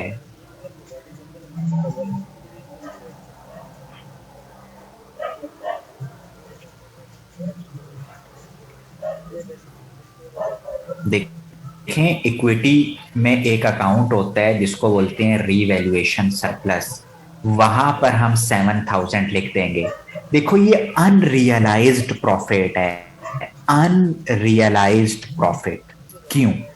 7,000 हमें मिला तो नहीं है ना, अभी तो हमें किसी ने कहा है कि सर आपके एसेट की 7,000 से वैल्यू इंक्रीज हो गई है। ये तो उस दिन हमें मिलेगा जिस दिन हम ये सेल करेंगे, ये उस दिन हमें मिलेगा, ठीक है ना। तो इसलिए ये अनरियलाइज्ड गेन है, इसको हमने एक सेपरेट अकाउंट में रख दिया है, ठीक है। अब आते हैं एक नेक्स्ट सिनेरियो की तरफ। एक एसेट है, वो हमने परचेज की है 50,000,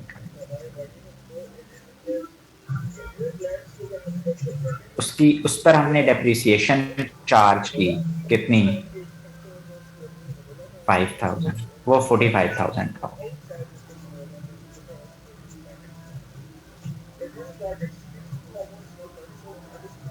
फिर हमने डेप्रिसिएशन चार्ज की, फिर वो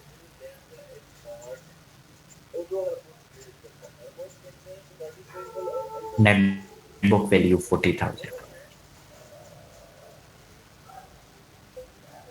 अब हमें मार्केट से पता लगा कि यार हमारी इंडिकेशन मिली कि market value is not equal to net book value and carrying value. अब क्या होगा? अब हमने रीवैल्यूएशन करवाई, और रीवैल्यूएशन करवाने पे हमें ये पता लगा कि हमारा एसेट कितने का हो गया है? 35,000। मुझे होगी number 1 question, what will be the value of asset in balance sheet? Very good, Salman. Very good, Abira. So the value in asset is 35,000, जिस पर हम depreciation charge, very good Isha, जिस पे हम डेप्रिसिएशन चार्ज करना स्टार्ट करते हैं। Next question मेरा आपसे ये है कि ये जो 5,000 एकदम से एसेट नीचे चले गए हैं, ठीक है, 5,000 से, इसको हम कहां रिकॉर्ड करेंगे, किस अकाउंट में रिकॉर्ड करेंगे?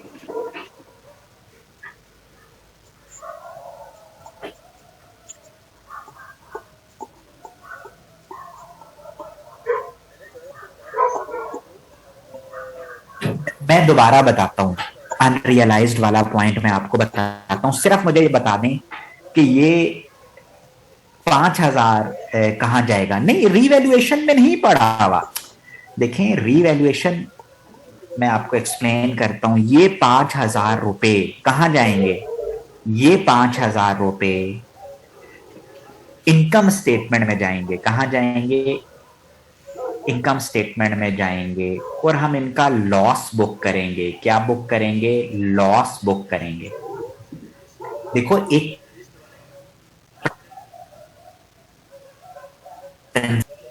जब मैं प्रिंसिपल पढ़ा रहा तो मैंने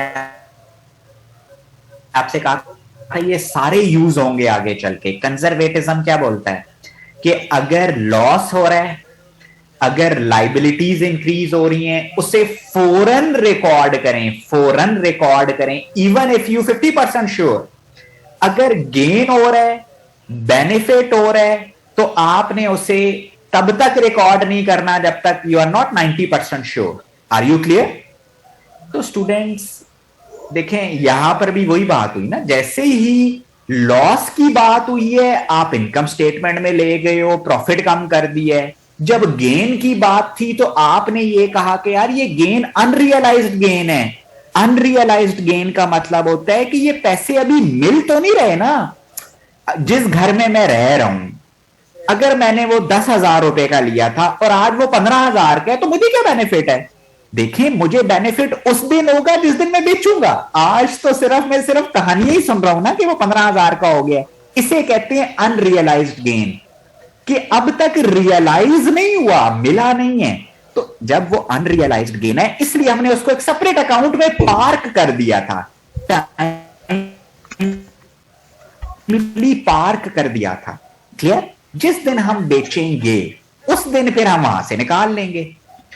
मैं इसको दोबारा एक्सप्लेन कर देता हूं। देखो, मैंने एक घर लिया 10,000 का, ठीक है। कब लिया? 1 जनवरी 2020 को। अब एक साल गुजर गया, 31 दिसंबर 2020 आ गया। अगला साल आ गया, 31 दिसंबर 2021।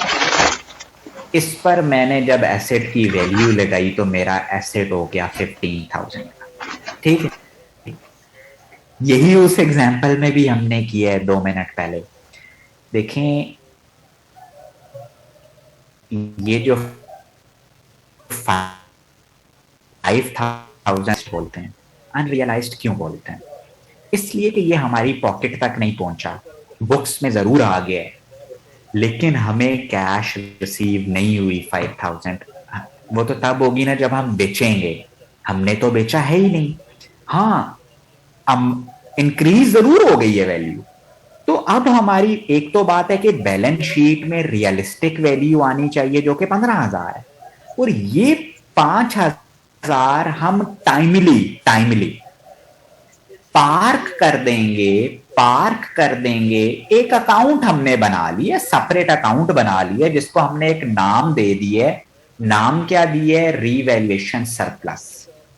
कि यार ये ओनर का पैसा जरूर है, लेकिन अभी हम इसको प्रॉफिट में नहीं लेकर जा सकते, नॉट नाउ। लेकर, आर यू क्लियर?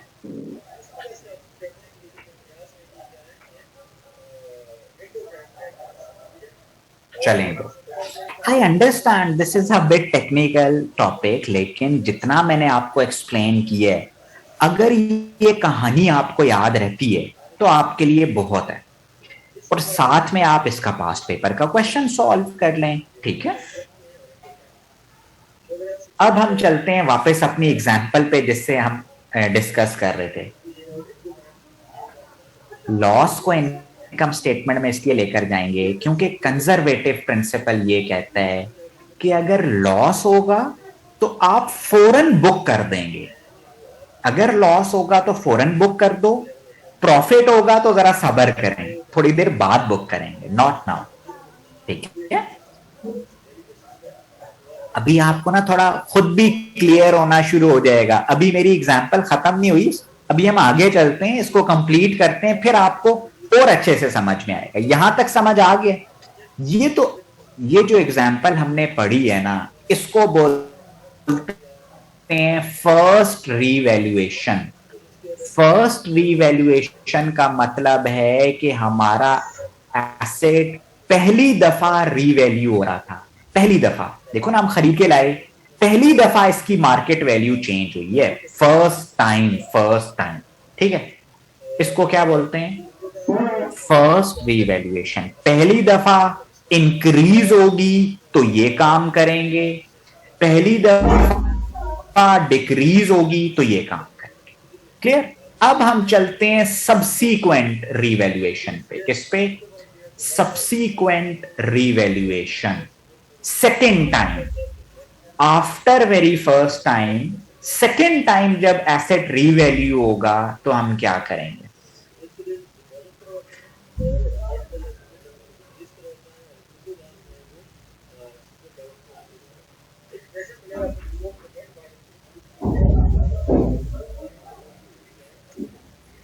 अब इसी एग्जाम्पल को पहले डिस्कस करते हैं। हमने एक एसेट लिया था 50,000 का, डेप्रिसिएशन चार्ज की 45,000 वैल्यू हो गई। फिर उसके बाद हमने नेट बुक वैल्यू आ गई 40,000 नेक्स्ट ईयर। अब फिर हमने डेप्रिसिएशन चार्ज की 42,000 का हो गया। स्टूडेंट, फिर हमने डेप्रिसिएशन चार्ज की 5,000, तो ये कितने का हो गया? 38 का? नहीं 37 नेट बुक। अब हमें फिर कहीं से पता लगा कि यार हमारे एसेट की मार्केट वैल्यू फिर चेंज हो गई है। हमारे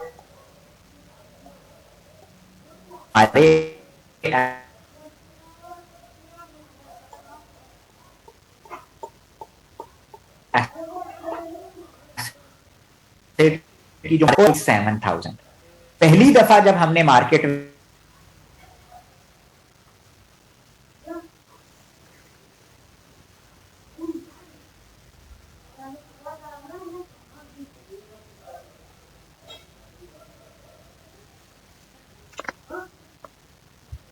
एक पार्ट बनाएंगे 3,000 का, एक पार्ट बनाएंगे 7,000। Very good दुर्रेश अहवार। 7,000 को हम रीवैल्यू अकाउंट में, जहां पे ये 7,000 पार्क किया था ना, वो 7,000 से कम हो जाएगा क्योंकि इस दफा लॉस हो गया। ये अकाउंट जीरो पे चला जाएगा, खाली हो जाएगा। ये टेम्परेरी अकाउंट था जो इस पर्टिकुलर एसेट से रिलेट करता है। एक दफा इसमें 7,000 आए थे और आज इसमें से 7,000 माइनस हो गए, तो ये अकाउंट तो हो गया जीरो। और ये जो 3,000 रुपए ये कहां जाएंगे? ये इनकम स्टेटमेंट में जाएंगे लॉस के नाम से। कहां जाएंगे? इनकम स्टेटमेंट में जाएंगे लॉस के नाम से। इसे कहते हैं subsequent revaluation after very first time. जब ही रीवैल्यूएशन होगी तो उसके साथ हम क्या करने वाले?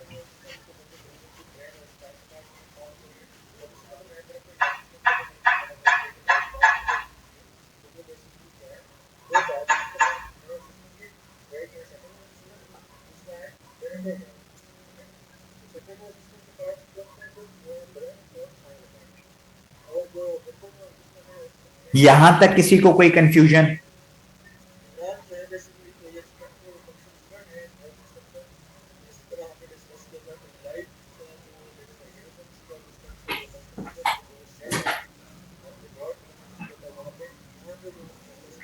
अब देखें एक और सिनेरियो पे चलते हैं।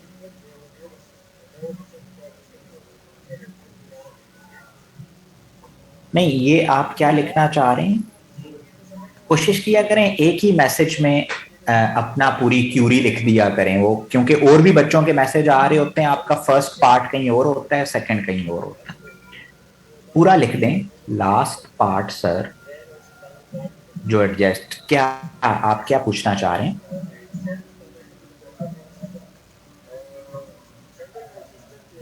मैं आपको दोबारा बता देता हूं। देखें, पहली दफा 7,000 का बेनिफिट हुआ था, प्लस में हुआ था काम।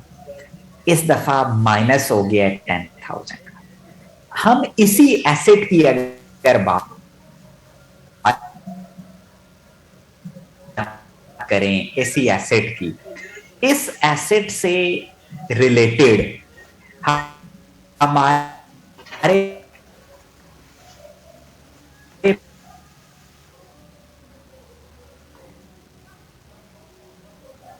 पास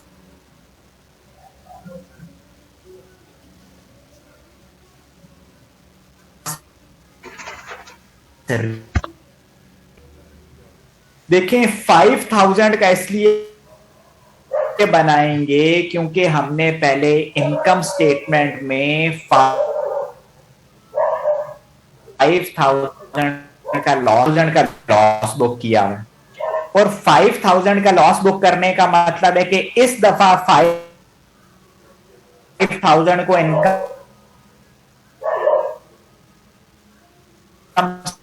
स्टेटमेंट किया था,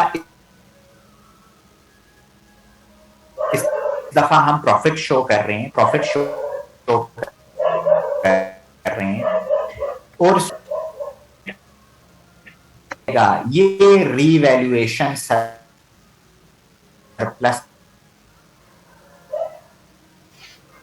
पुराने उसको दिखा करें कि पहले जो लॉस हुआ था या बेनिफिट हुआ था वो कहां गया है, उससे एडजस्ट करें, रिमेनिंग को अपने प्रिंसिपल पे ले आए वापस।